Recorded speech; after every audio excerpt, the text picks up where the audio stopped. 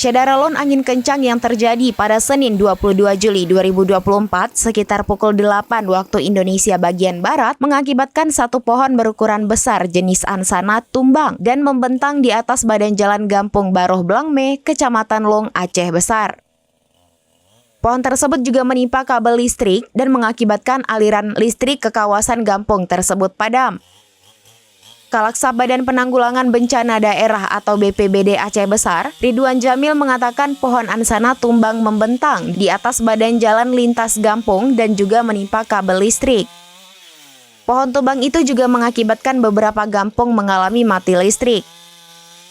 Petugas BPBD Aceh Besar mengerahkan 3 personel ke lokasi untuk melakukan upaya pembersihan dan pemotongan pohon yang tumbang dengan menggunakan mesin pemotong kayu.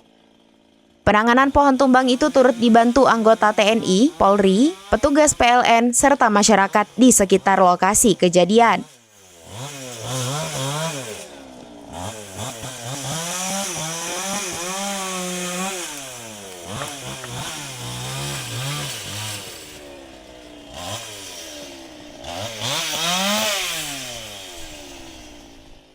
Dari Aceh Besar, Indra Wijaya, SerambiNews.com. Download Tribun X sekarang, menghadirkan lokal menjadi Indonesia.